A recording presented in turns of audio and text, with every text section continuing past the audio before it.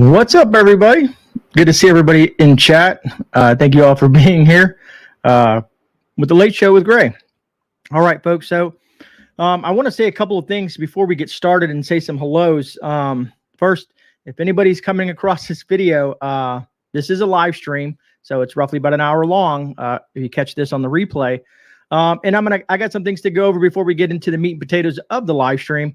So you might want to skip ahead about 10, 15 minutes or so. If you want to just kind of listen to what the topic is for tonight. That being said, let me say hello to some of you folks in chat real quick, and then I got a couple other announcements to make and an apology to make as well. Let me back this up. Man, you guys have been, this is great. What's up, South Florida? Jeff, McBean, Harvey Black, Minton, North and South Homestead, Pureblood. Very understandable. It is a late night show. Some people got to work in the morning, as I do as well. Who else do we got? Blue Vandals in the house. Joni, Creative Redundancy, Mama Bear J15. Snakebite is in the house as well. Good to see you, brother. Going hang on as long. Yeah. I hear you, brother. I hear you, man. Oh, man. And what a day at work it was. Bitter Critter, good to see you as well. Colleen Rich. Let me see. Barbara. What's up, Barbara? How are you doing this evening? Stewart's Prepping. Let me see. Dun, dun, dun, dun, dun. I think I got all those folks there.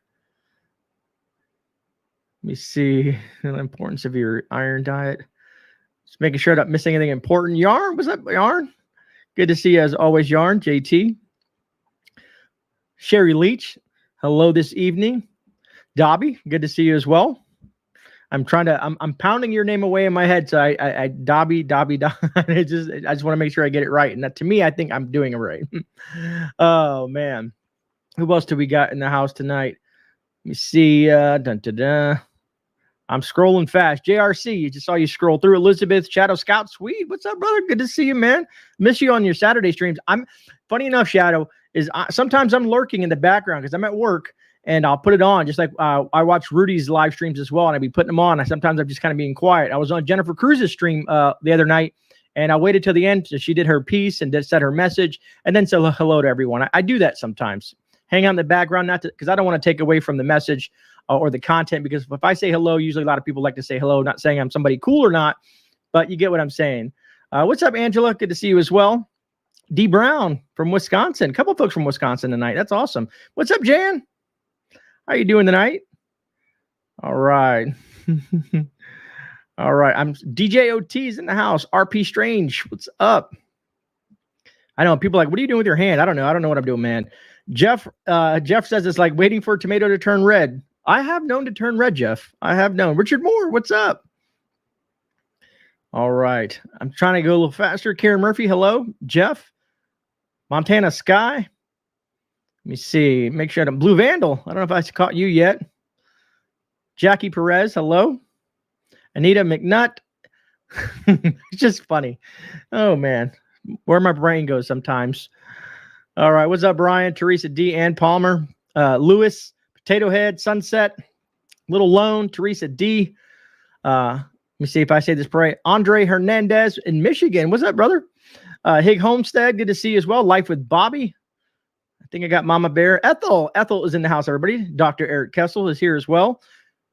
I see Tracy in the house. Homestead Homeboy NC. I think I got KB. Let me see. Quickney. Who else? Lewis. I think I got Lewis. I think I got everybody. Frontier Preppers is in the house. What's up, Billy? What's up, D? Whichever one it is or both. Appreciate being here tonight. Always good to see you folks. Deacon is in the house. Kevin Grip, KY Survival 76. Bitter Critter. I think I got Bitter Critter. Andre, I think I got you as well. Rhonda, Ann from MA. Viviette Morton. Dale. Let me see. I'm looking to make sure. Fox at Outdoors. What's up, Fox? Good to see you as well. Oh, man. A lot of folks in here tonight. Thank you for being here. I'm going to scroll all the way down to the bottom. Texas T, Chronos, Beautiful Beast. Northern Girl Hobbies, what's up? Sheena's Garden, Willow of Moonhaven. Good to catch you, Willow. Glad you made it. Teresa D. Deborah Dew, Northwest Ohio. All right. I think I got everybody. If a Cult Prepper, I just saw you pop in there too. Tia Marie, Southwest Florida. All right. I think I got Sherry, I don't know. I don't want to butcher your last name, Sherry, but thank you. B. Walker, Kevin, Christopher, Passamaquoddy. All right. So first of all, I need to make an apology. I don't see her here tonight, and I really. What's up, Pony Girl? And Sheena's Garden. I need to make an apology to a Kathy M out there. I didn't pay attention to what I was doing. I was watching the live stream. I kind of Lady T Survival, good to see you. And I made a mistake. So last live stream on Tuesday, you probably heard me say, "And Kathy, you're gone." For some reason, I don't know what I was thinking. Here's the situation, folks. Is I'm very protective of you, my viewers. I'm very protective of this community. So when I saw a comment and the comment stated basically, what a bunch of morons in this group, or something about morons in the group. So I thought it was being said about you, the viewers, and I got upset really quick. What's up, Milo? Rhonda. And so I want to apologize to Kathy M. I did reinstate her 15 minutes after the live stream. I conversed with one of my mods, and I made a mistake.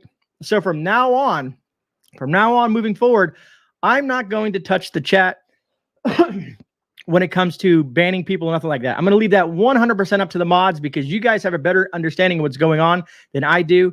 And I don't want to make that mistake again. I felt really bad. I don't know if she'll be back, but Kathy, I truly am sorry. I do apologize for hitting you with the ban hammer and acting a fool. You know what I mean? So I do apologize for that, Kathy. Oh, there you go, Kathy.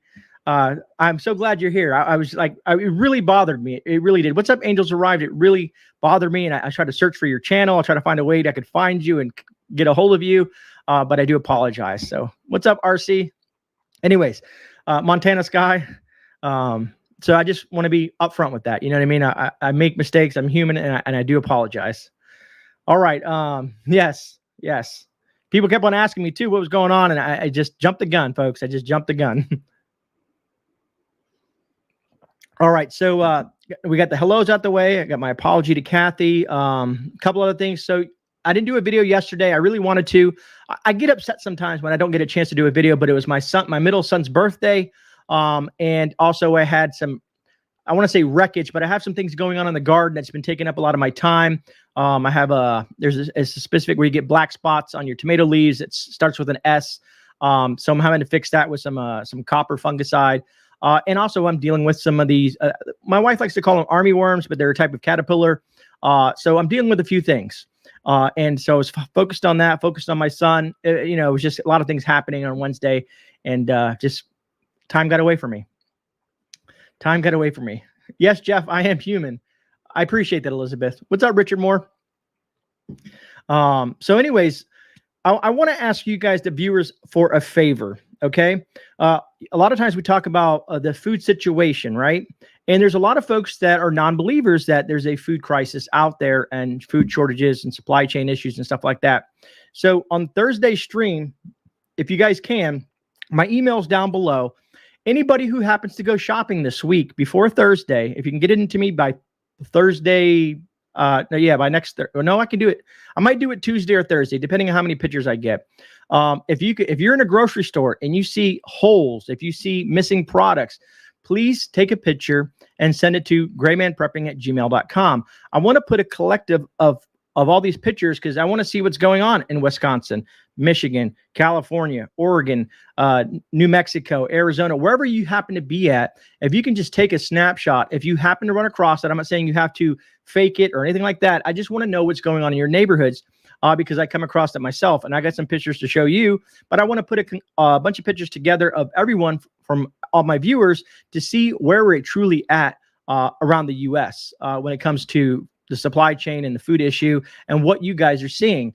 You can attach a little note to it if you want to, if you want me to shout you out, if you want that kind of information and whatnot. So please, if you get a chance to do that, I would truly appreciate that. What's up, Laura? PetSmart Bear Shelf. Sunset, yes. And that's some of the pictures I have. I was at Target and in the kitty food aisle and the dog food in the can section, wiped out, man. This one lady walked around the corner and it was kind of funny. She walked around and she looked at the aisle of cat food and she was like, wow. She was like, my, oh my, she was an older lady. She was like, my, oh my, what's going on here? And I really wanted to just stop her and explain to her what's going on. But you know, sometimes I don't want to overstep my bounds with strangers and whatnot. What's up, KB? Also, so big lesson today, folks. Big lesson today, and this has me worried. This has me worried. So today in my shop, I haven't told you guys, in my place of business, our air conditioner went out. So we've been dealing with the heat in the shop, you know, with fans and stuff like that. It is what it is. I'm from Florida. I can deal with the heat. It sucks, but I can deal with the heat. So the air conditioner was out. It should be getting replaced next week. They got to get a crane and drop a new one on the roof and all that jazz, right? So today, since this morning, our credit card machine to accept debit, credit, and all that kind of stuff, all the plastic money, was down. So anytime someone walked through the door, I asked them, Dragon, thanks so much for the super sticker. Truly appreciate the support, brother. Wow, Myers in Michigan had no coffee. No, that's a scary fact. Love my coffee. Where was I? You can see I'm getting lost. Where was I? Oh, so our credit card machine was down. So I would ask people when they walked through the door, cash or credit, and they were like, credit. So then I would have to go into my spiel about why our credit machine's down. Basically, the IT department screwed something up, and to the push to our system, and the machine, and basically until about 15 minutes before I closed the doors and left my place of work, which is around 9:30ish or so, the credit card machine was down. So I could only accept cash. 75 to 80% of people could not purchase what they wanted to today because they didn't have cash. Sales as low as $7. One of my lowest sales was $7 for a little thing, and they didn't have cash. So I would kind of throw up the topic. What would you do if you don't have access to your bank for a week or two? What would you do if there's a major power outage? I didn't want to go EMP or CME because some people get lost in that. And a lot of them said, I don't know. And I'm trying to get them to understand that you need to have some sort of cash on hand, folks. Cash at home, little cash in your pocket, little cash stashed in your vehicle, whatever your capability of doing, you know, small bills, however you like to do it. I prefer small bills because you don't want to give someone $100 for something that's not worth $100. Kind of the same thing with silver and gold. And it just really, and I was talking to a friend of mine who happened to be in the shop hanging out there. And I said, if I looked at this at a death ratio, people that would die due to chaos, starvation, not having money to buy stuff and do things and stuff like that, I said, we had almost a 70 to 80% ratio of the general public that would have died. And I know I'm going a little bit far-fetched with that, but that wouldn't have access to their funds. So they couldn't buy food, couldn't pay their bills, couldn't do anything because they don't have cash. So big lesson for me in watching how many people still haven't not woken up to emergency preparedness. I hand out my business cards to people and try to get them like, hey, check out the channel. Let me know what you think, and all that stuff like that. And thank you, Harvey Black, for throwing that email up. If anybody sees CJ in chat, as I watched the replay of Tuesday night's live stream and I saw CJ, because CJ needs to email me because he was a winner. He or she was a winner in on the membrane solution giveaway, and I haven't got their address yet to give to the company MS Pure so they can send them out. Dreams Acres and a Cold Prepper, you guys are set. You guys are all done. And funny enough, Membrane Solutions in their office that day, they actually watched the live stream and they truly enjoyed it. So it made me feel kind of good that a company was watching my live stream. That was kind of cool. What's up, Marilyn? And yeah, remember, ladies, another use for yeah, right, Dragon. All right, so I think I've probably rambled on. Yep, it's about 15 minutes. So hopefully the folks that don't want to hear me ramble on will scoot over to 15 minutes and catch what's important. So let's talk prepping, folks. And I'm going to be 100% honest with you. I would like to get the clicks. I would like to get the views. I would like to get, the hundreds of new subscribers by talking nothing but politics and current events. I get it. It sells. But I really honestly believe that emergency preparedness and being prepared is so important. And the reason I decided to go with this route with this live stream is because I get a lot of questions in email. Hey, Grey, this is my situation. What do I do? Hey, Grey, I don't have this much money. What do I do? So I kind of wanted to touch on this topic. Now, some of you folks may be prepping 10, 15, 20 years. I've been prepping since 05-ish, 05, 06, when the hurricane, I was 05. Somewhere around there. I'm getting old, so my memory's getting bad. So I feel like this is a topic that I wanted to discuss on tonight's live stream. Maybe even some of you experienced preppers will get some value out of this, and wouldn't mind hitting that thumbs up button kind of thing, you know? Got to throw that in there, right? All right. So how to succeed at prepping, right? People come across the video, people talk to someone, and they're like, well, how do I start prepping? Where do I start? Because it's very overwhelming in the beginning. 34 years, Mitten, that's awesome. Did I see a gray wolf in the house too? That's awesome. Love the name. People always, you know, when you start prepping, you're like, man, I need a canner. I need freeze dryers. I need a garden. I need IFACs. I need gear. I need this. I need that. And it seems extremely costly. It seems very, you know, it's almost out of reach for some people when they come to it, because they get so overwhelmed and they get disappointed because they feel like well, look at these guys on YouTube, man. They got all this food. They got all this gear. I wish I could be like them. You can. It's all about baby steps, okay? And I literally mean that. Baby steps. Take your time, please. Take small increments and steps. You know what I mean? If you want to hyper focus on what's important, the main thing, not a gas mask. Gas masks are great to have. You know, if you're in Florida, I hope you have generators. But the main thing to start focusing on, food and water. It's that simple. Food and water. Food's getting pretty expensive. Matter of fact, I'm probably going to put out a video this week of a specific canned meat that I'm in love with. But I got 21 pounds of it coming in. Just because that's who I am, man. I'm very worried about the food situation, to be honest with you.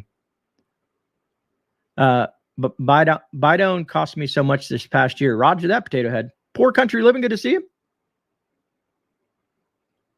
And Deacon, and that's another thing that people come across, is a lot of people are older. I'm getting older. Some of us are older than me. Some of us have certain illnesses, disabilities, and things like that. And they feel a little nervous, a little scared, because what do I do in a SHTF scenario? Well, let's start with this. You know, okay, let's start with baby steps first, right? That's my first bit of advice. You know what I mean? To how to succeed at prepping. My next one is going to be keep to the basics. Start with the basics of prepping, the fundamentals of prepping, the 5 C's of survival per se, which can incorporate some of the more important things. Now, the 5 C's kind of relate to other things, you know, like being out in the woods and stuff like that. But I feel like we should come up with an indoors 5C or something like that, right? But you know, when you go out shopping, everybody goes shopping. You know, a lot of people go out shopping and they buy groceries for their household. And it's simple, very, very simple. You see a sale and it's a buy one, get one, or you see a special deal, go ahead and start there. Grab some of that, put it away. Now make sure it's something that you're going to eat, something that your family are going to enjoy. Because why prep things that you're just prepping out of just to buy it? You know what I mean? Just because it's cheap. If you really don't like Spam, then don't buy Spam. There's other alternatives. And other types of canned meats. Did an entire video on that kind of exploded on YouTube. So you have options out there. Let's say I'm not some people like the canned hams. You know what I mean? Others may not. So find what works best for you.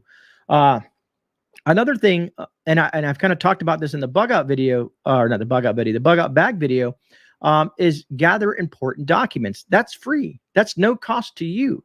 Gather the most important documents, you know, simple stuff, you know, like your car title, your deeds, your driver's licenses, your birth certificates, things that you find value to. Maybe throw in some personal pictures in there. It's just something, keep some documents.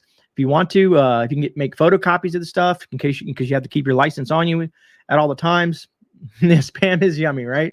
I honestly want to say that I think it's turkey Spam that I found that was pretty tasty.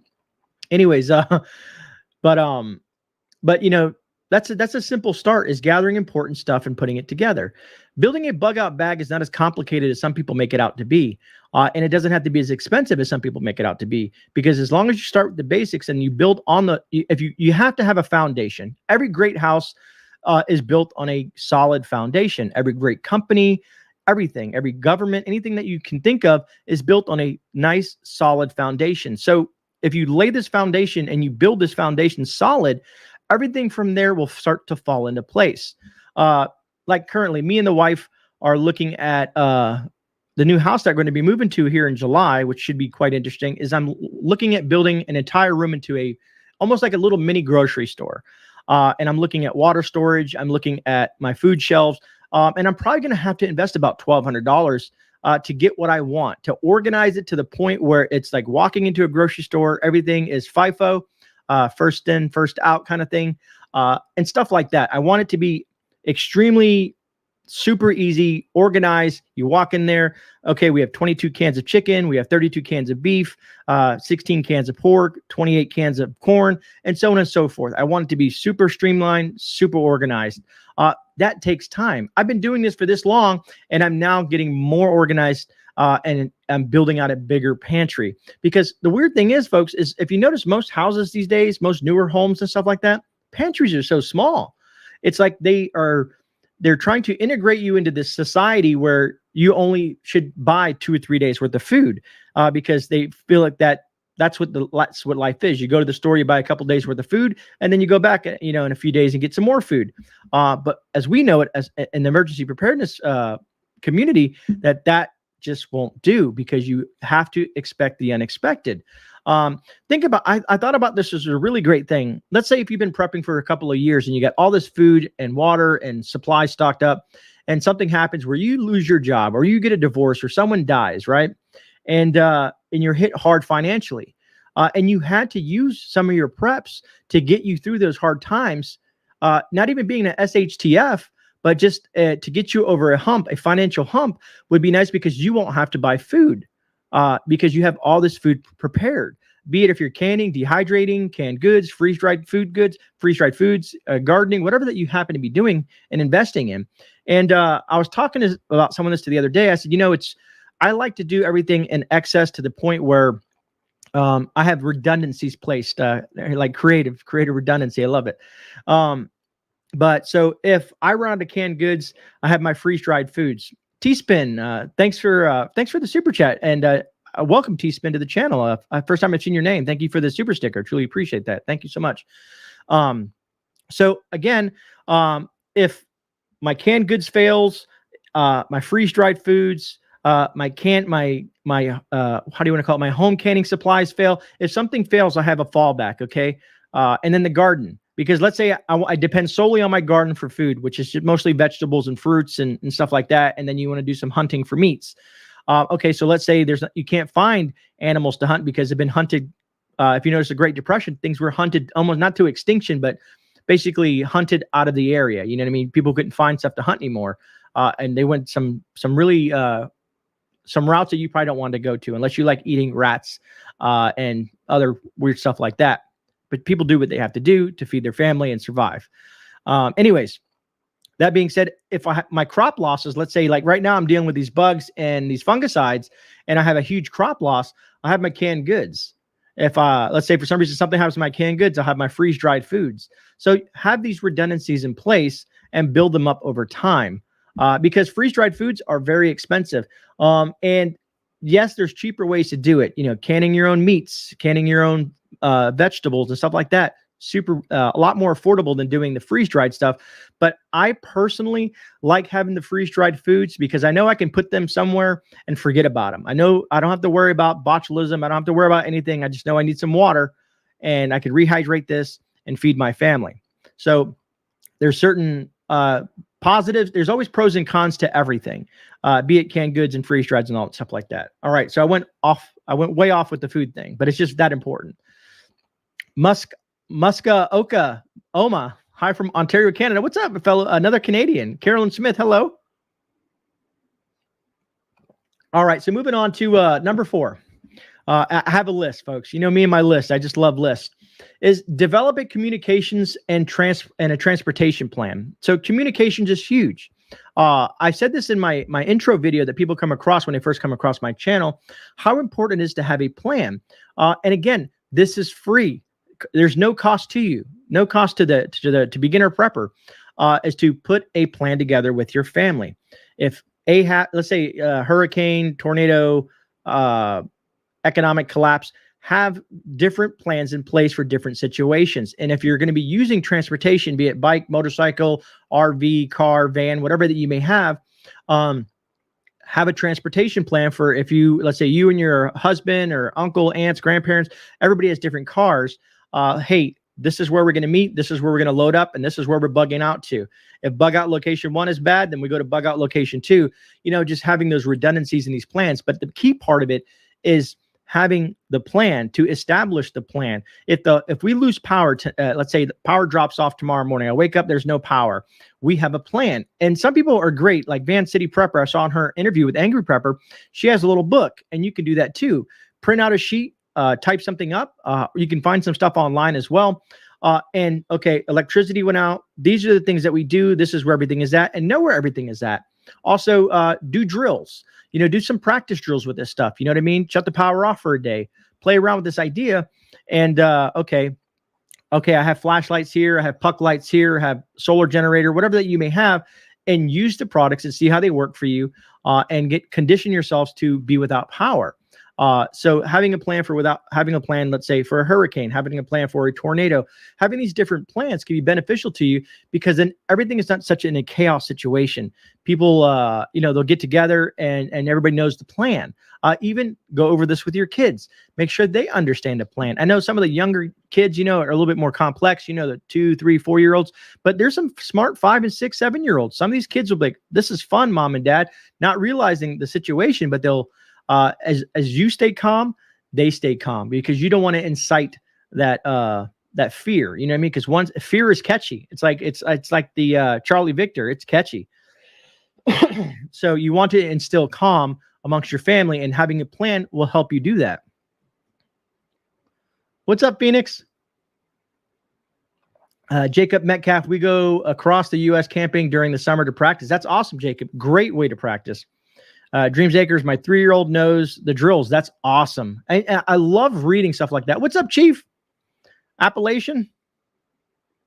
What about all the tourists if the grid goes in the parks and the beaches? Appalachian, chaos. I'm just going to say it plain as day, chaos, because most of those folks aren't prepared. That's why I'm not really a vacation guy. I don't like to go too far unless I'm fully geared up with my EDC and my get home bag. I got to have some preps with me, because my goal is to get from wherever I'm stuck at back home to where I feel it's the most, where my family be the most safest. Could I endure the situation? Most likely, just because I've been planning and planning and planning for so long. And some people get that burnout. I don't know if you heard of prepper burnout. They get burned out because, they're always waiting to use this stuff or something to happen. And they like, man, they have all this stuff and they're like, man, I'm never going to use it. Yes, you will. Eventually something will happen in your life or a family member's life that you may have to use your preps. Let's say you have an older father or one like that, and there's a hurricane. I'm using hurricane because I'm in Florida, but a hurricane hits, it doesn't affect you, but it affects your parents. It affects your grandparents. It affects your, somebody that's important to you. You can substitute some of your preps to help them out, and then rebuild some of those holes that you left yourself to help somebody out that you care for. I'm not saying give away your stuff, but you know what I mean. If you truly care, and it's a human nature to care for the people that are closest to you. All right. Number 5. Gave myself a blackout. Angels arrive. That's great. Canned fish for sure. I love canned fish, Phoenix. I got lots of tuna. People get mad at me because I have so much tuna.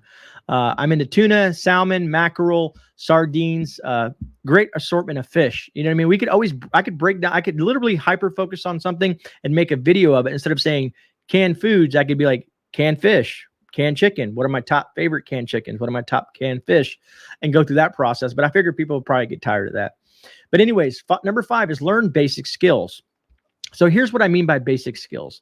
It could be something as organization of your prepper pantry, right? Or your emergency food pantry, whatever that you prefer to call it. Having that organization skill, that's a nice basic skill to know. How to, do a little work around the house. Like how do you, if a window breaks, what can you do to fix that window? How to use plastic sheeting, how to, use a nail, a screwdriver, a gun. I know it sounds very remedial, but some people don't. like I said, we've touched on this before, where some people don't even know how to even change a tire because they've been conditioned over society, especially the younger generation, are just unfamiliar with this stuff. That you just call someone up, hey, let me check Angie's list, and who can fix my this, or who can fix my fence, or who can do this, who can cut my grass. Everything is done for us. So some people get so in tune to that they don't know just the basic skills. Let's say like yarn prepper knows how to crochet and probably sew and a bunch of other things. Phenomenal skill, because skills are going to be just as important as stuff, because if you can have lots of stuff, but if you don't have the skills to use that stuff, it's going to be worthless. Like a lot of people will go out and spend, $50 to a couple $100 on an individual first aid kit, or a trauma kit, or a stop the bleed kit, some sort of medical bag, but they have no idea how to use it. They don't know how to use a tourniquet. They don't know how to use sutures. They don't know how to use a stapler, just basic stuff. They don't understand the comprehension that, ibuprofen does this versus Tylenol, acetaminophen. Different types work for good people. Some people get allergic reactions to this. They don't know. So having a basic skill of, let's say, first aid, something simple first aid. And there's great resources for first aid out there, folks. I've looked around here, talked to some of the firefighters and the Red Cross and a few other places. They offer some of these things online where you can do some online classes, maybe your local college, just to try to get at least the basics under your belt. And then if you want to move into like a trauma class, which I'm pretty sure you'll have to pay for, who knows, maybe there's workshops that you can go to that are free. I don't know. Everything differs from area to area, but try to get some basic skills under your belt. Where are we at? Number 6, determine. Now, this is huge. To me, this one's a huge one. And this will be very beneficial to succeed at emergency preparedness or prepping in general, is to determine the most likely natural event in your area. So what I mean by that is, if you live in Florida, you should prep for flooding, hurricanes, storms, lightnings, power outages. Those are certain key factors that will affect me and my family in my area, and it's bound to happen. It's not, I'm going to prep for it. It may happen. No, it's bound to happen. I've been in Florida long enough and been through dozens of hurricanes and tropical storms and very powerful storms. Just the other day, we had a storm blow through.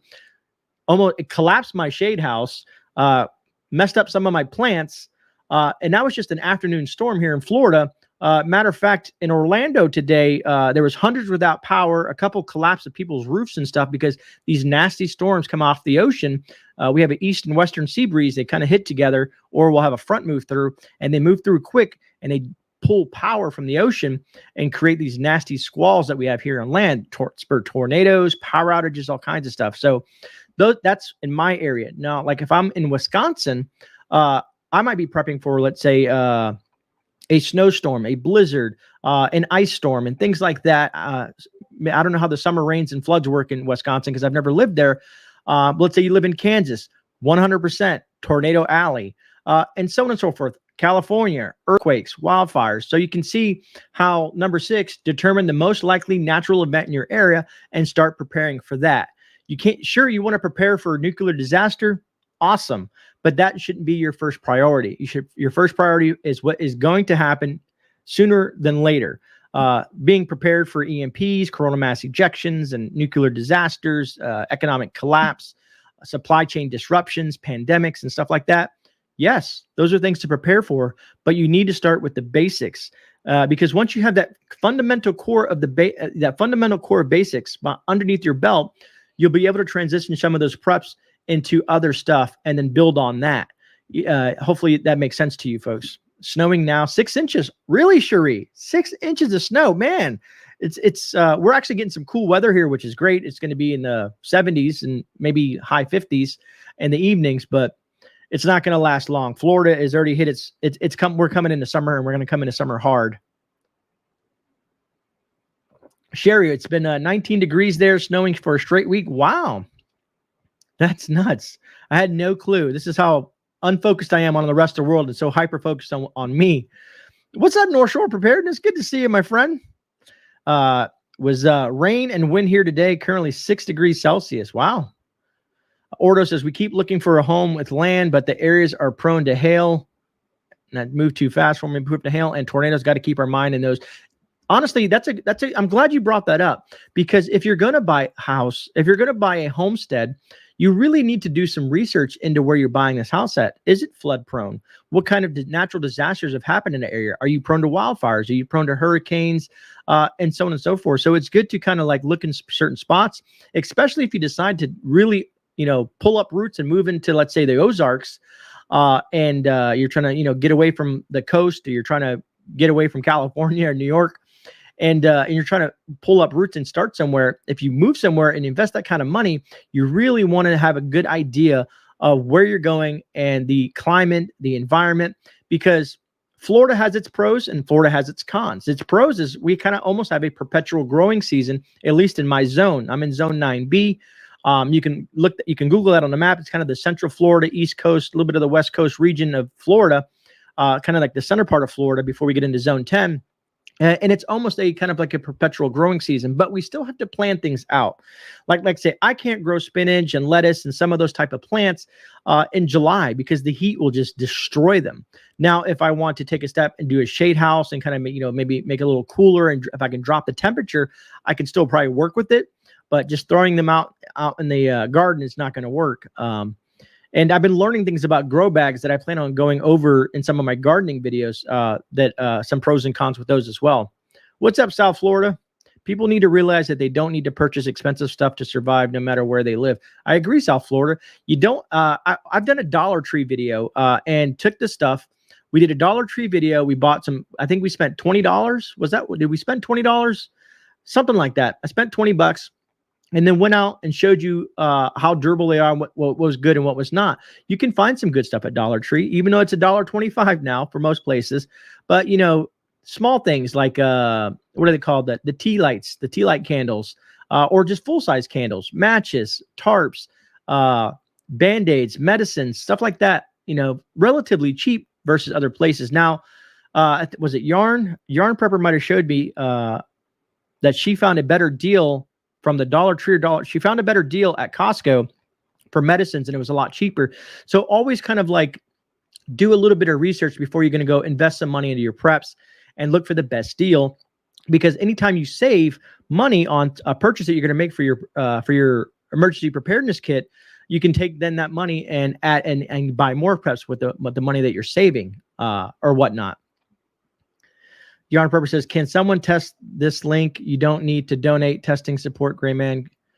It should work. Yarn. I don't know if people remember Liz. Liz, every once in a while, Liz is, she'll be back soon. Liz will be back soon. I don't know if you guys remember Liz from when I first started the channel. She had some health issues and some things happened to her. I don't want to go too deep into it. Every once in a while, she just sends me a thing and says, hey, take your wife out to dinner. And I'm like, well, Liz, you don't have to do that. But she says, I still watch you and I still watch your content. And I just want to support you. And I'm like, all right, I appreciate that. But you don't have to do that. You don't have to give me a super chat. You don't have to donate. You don't have to be a member. Just sitting here with me on this live stream, having a conversation, liking the videos, watching some of my playlists. The more that you interact with the channel, the better it is for me. YouTube loves it when people watch more than one video. They hang out more than 5 minutes. Even they listen to me ramble. Some people will just put my videos on and listen to them in the background.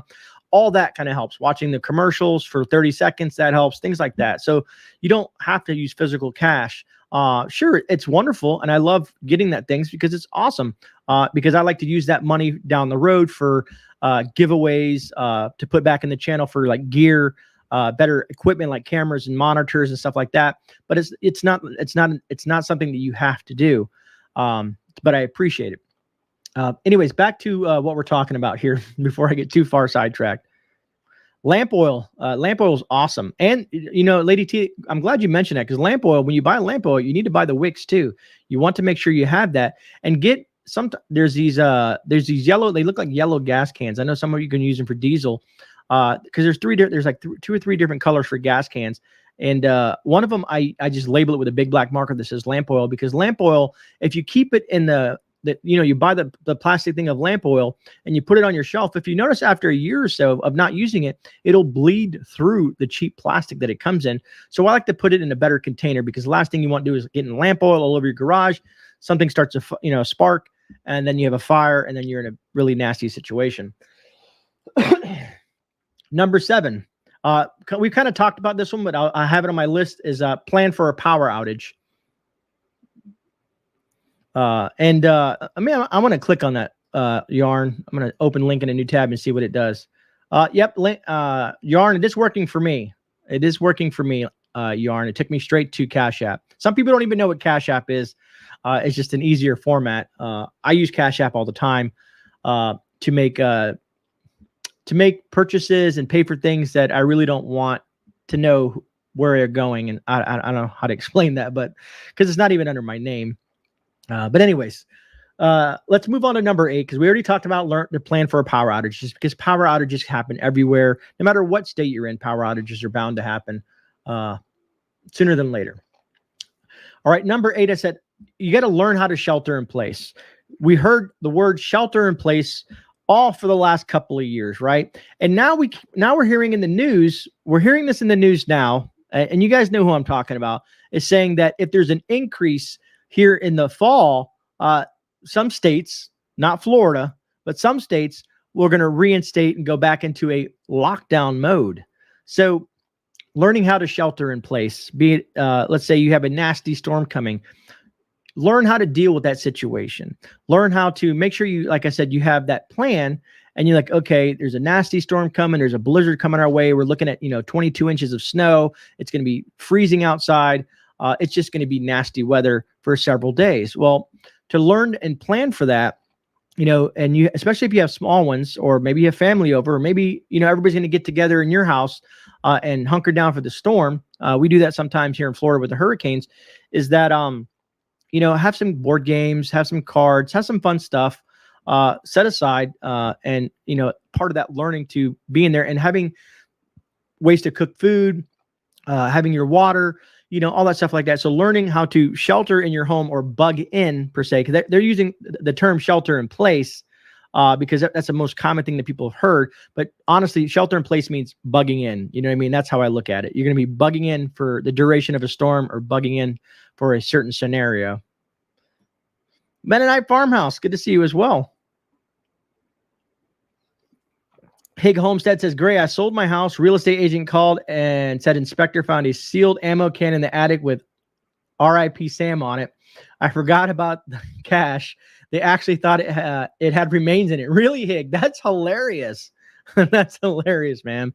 Ethel says, I buy kerosene in Walmart camping section, much cheaper. Yeah, that's what I'm saying, Ethel. You have to find the best deals. I know some people hate to go to Walmart. I can't stand Walmart. I can't stand the people in Walmart most of the time.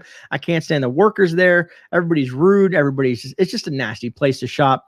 I like, going to Tractor Supply. It's more of a rural area, or some of the other smaller establishments. But sometimes the best deal is at Walmart because they buy in such large quantity. Just like in Michigan, you have Myers. Myers is like a Walmart because if you live in Michigan, you know what a Myers is. I've lived in Michigan, and Myers is a kind of a Walmart-esque corporation and business. And it's like, grocery store, goods store. You find all kinds of stuff at Myers. Little Alaskan Home Place, rocket stoves are awesome. And Little Alaskan Home Place, good that you mentioned that. So rocket stoves, you can buy a rocket stove, but a cheaper way to do that is you can build a rocket stove. Maybe I should do a video about this. I'm sparking some brain juices here. You can build a rocket stove out of some pavers. You can build a rocket stove out of a couple of the cement blocks very cheaply and very effectively. Just learn the dynamics and how to build that rocket stove and make it work for you and your family. You can take some cinder blocks as long as you have your oxygen hole and there's a way to feed it. It's really cool making something out of nothing, basically, or repurposing things that you would have in your yard. Let's say if you have a bunch of pavers, and incorporating that and making a rocket stove. There's lots of YouTube videos on there. I haven't done one yet, which maybe I will, just to kind of show you guys that it's possible. And if you haven't seen one yet, or you can buy one. But some rocket stoves, there's some like the Jet Boil, great product, but there's $129. Pavers, some sticks, and some ingenuity and skill, maybe $15, $20. I just can't spell it. Let me see. Penny stove. It takes 5 minutes out of 2 cans. Yeah, Angels Arrive. Great. Alcohol penny stove. Yeah, you can do a couple of cans. They kind of, I've even thought about this, Angels, is lot of people, you buy Sterno, right? Have you ever bought a Sterno can and then you use it? A lot of people dispose of them. You can kind of take a Sterno can and repurpose it into a small alcohol stove. A friend of mine did it, and I was like, man, that's kind of impressive. That's a really good idea. Repurposing something that you've already used instead of throwing it away and repurposing it for something that can be used as like an alcohol stove or something like that. Really cool stuff. I'm looking at a dual fuel stove. Milo Smart. Me personally, I'm looking at a wood stove. I would like to have a wood stove on my property, which is down the road, but I might buy a wood stove regardless and put it in my storage unit to have it in case something really goes sideways. And I had that capability. Now you can cook over an open fire, but do you know how to cook over an open fire? People think it's simple. You know what I mean? Oh, you just throw it on, throw it on there. It's like grilling. Not so much. It's just like when you charcoal a barbecue, you heat the coals up, you wait till they get, the flame comes up, and then you kind of let them cool down. And you see that kind of like that white kind of look to the coals, and you get that hot bed of coals. Same thing with wood. When you're having a campfire, you just don't want to throw something on there. You can. I've taken a squirrel and literally thrown it on some coals on a thing and cooked it up. At desperate times call for desperate measures. We were out hunting and we were hungry, and squirrel happened to come across and become dinner. Skunk ate protection. Right on, Chris. I got what you're saying, Chris. Oh man. All right. So let's try to keep on task here. Let me see. Number 9 is plan for comfort foods and amusement. So you can see how this is all wrapping into each other, right? Comfort foods. I know we like to buy our meats, our vegetables, our fruits and stuff like that.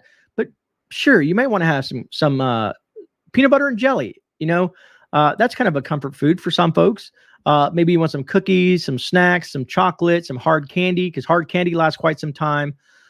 Certain things, the more pure the chocolate is, that has a long shelf life.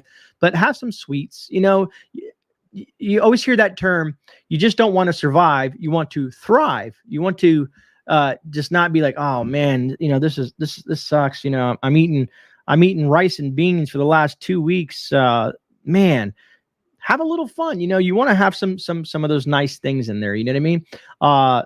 If you're storing sugar, you know what I mean? Add a little sugar to some oatmeal or some blueberries. If let's say you dehydrate some blueberries, throw those in your oatmeal. For me, that's comfort food. I love like throwing some fresh fruits or some dehydrated fruits into my oats, and it's a nice little snack. Honey lasts forever. So if you want to stockpile something sweet and to know that it's not going to go bad, real honey, you can stockpile honey and sweeten up anything. Sweeten up your oatmeal, sweeten up a piece of bread. I don't know, honey. Just take a spoonful of honey. It gives you a little burst of energy, but honey is awesome. I love that. It's one of my favorite preps outside of water. Number 10. Now, number 10, some folks may not agree with, depending on where you live. Dragon, thank you for this super chat. Next GreyMan review. When SHTF comes and you run out of bullets and arrows, be sure to have an Acme catapult that you can buy now for the low price of 12 easy installments of $89.99. Right on, man. I hope that I hope my YouTube channel never turns into a channel where, that's all I'm doing is selling stuff. I love doing reviews. I love getting gear and showing you how it works. Giving you my honest opinion on it. And then it's up to you, the viewer, if you like it, and I happen to get a discount code and you want to buy something like that, then great. But I want to let you guys know any review that I ever do doesn't mean you have to buy it. I'm doing a review because the company sent it to me. I wanted to break it down and use it and show you guys about it. And then if you like it, sometimes they'll give me codes and links and stuff like that. Like that. If you go to my description, I have a bunch of affiliate links, but that's up to you. Which is beneficial if you decide, let's say you want nutrient survival. I'm an affiliate with nutrient survival. So if you go down there, you click on the link, you save 10%, you know what I mean? Or 15% or whatever it may be. And to me, that's beneficial to the consumer. Basically, you can save a few bucks outside of just going to Amazon and paying full price for it. Stuff like that. Anyways, but number 10 is get to know your neighbors. Now, some people don't want to know their neighbors. Like here where I'm living right now, I could care less about my neighbors. I don't know them. One has introduced themselves to me because they moved from Tennessee, and they're very friendly. They came from a rural area, and that was part of their thing is, hey, my name is Bob and Kim, and we are new to that neighborhood and stuff like that. And of course, I'm friendly and cordial. But most of my neighbors, I just don't care. I don't know them. I don't like the neighborhood. And that's why we're getting out of this neighborhood and moving outside of it. And that's why I want to live in a rural environment, because knowing your rural neighbors is huge. So if you have a neighbor down the street that has chickens and you have a beehive and you guys want to, swap eggs and honey and barter with each other, awesome. So know those neighbors, especially if they're like-minded folks. Huge point. You can always start with small talk, and then you can kind of get a feel for them and then slowly work into that, emergency preparedness. Like, hey man, have you ever thought about if we ever get a tornado through here, what would you do? Or if we ever had a power outage, or, just kind of throw little things in there and see how they react. And if you guys kind of get that look and you guys give me that nod, then you guys are probably on the same page. Mennonite says, I'm going to label my meat in my freezer. Where'd it go, Mennonite? Freezer with body parts. That would be hilarious. Maybe people would stay away from that. In an SHTF scenario, you'll probably get away with it. In real life, if anybody ever comes to your house, it might freak them out. Who knows?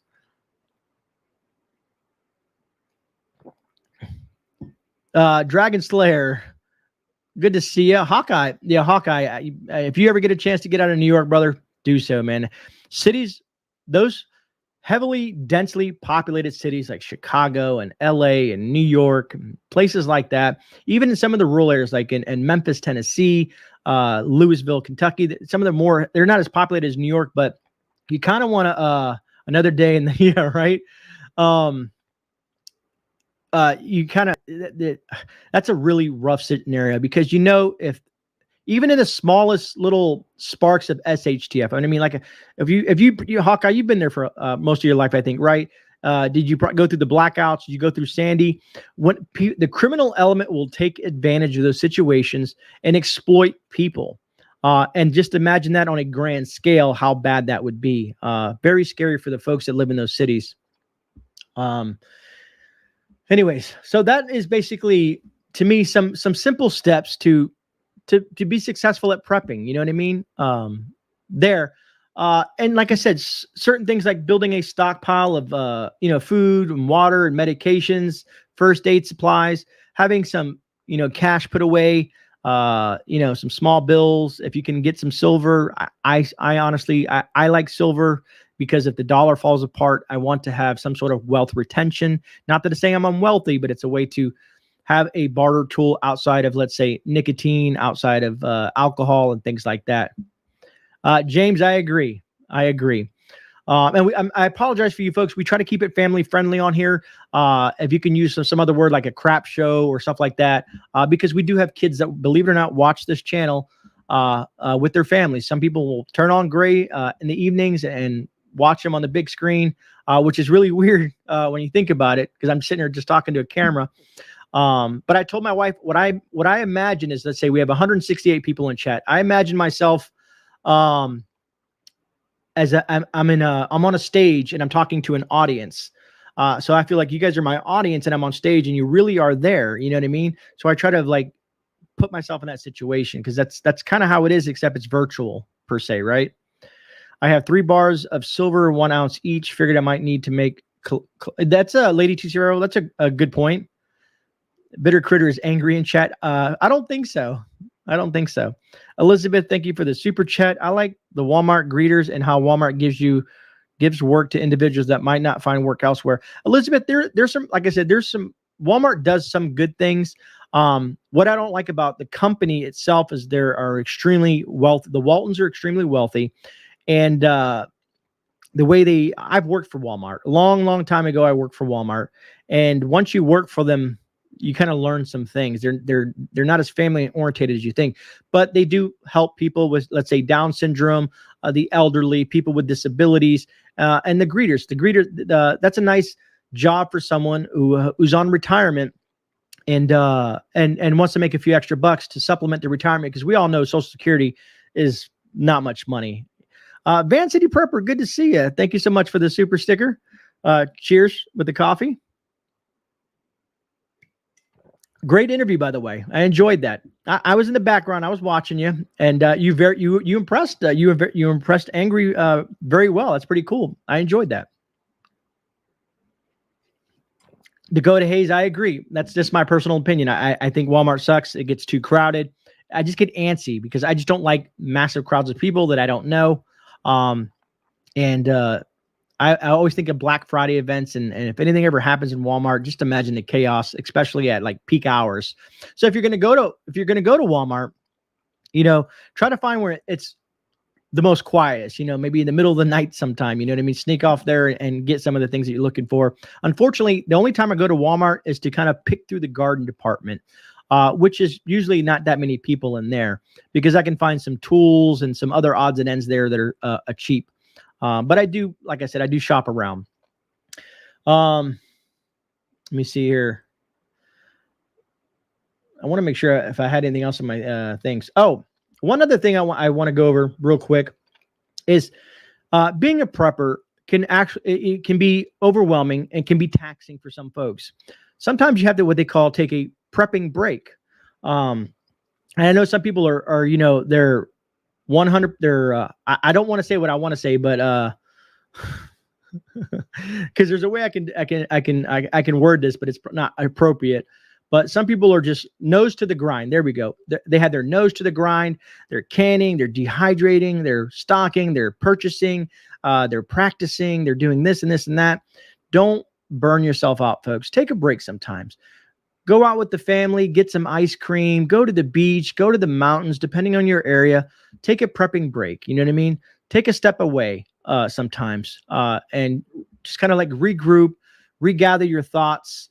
Because sometimes if you just take a step away for a moment and you come back to what you were doing, things run a little bit smoother, So yes, you want to be vigilant in what you're doing, but sometimes you don't forget that you have a family. Don't forget that you might have some really close friends.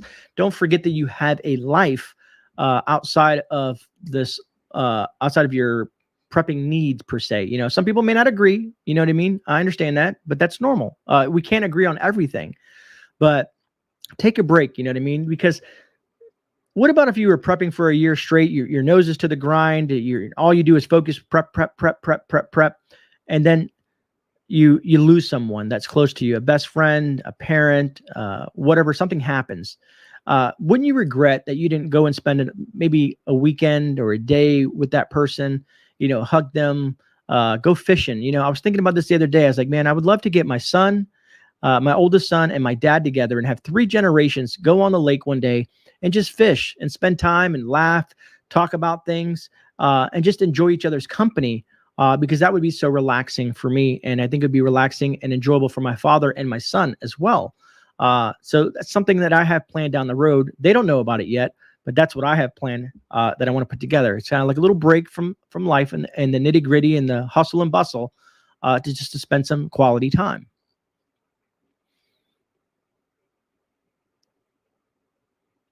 Yeah, Yarn. I agree, Yarn. No phone zone. B Walker, that's a great point too. Funny enough, B Walker, I left my phone at work today.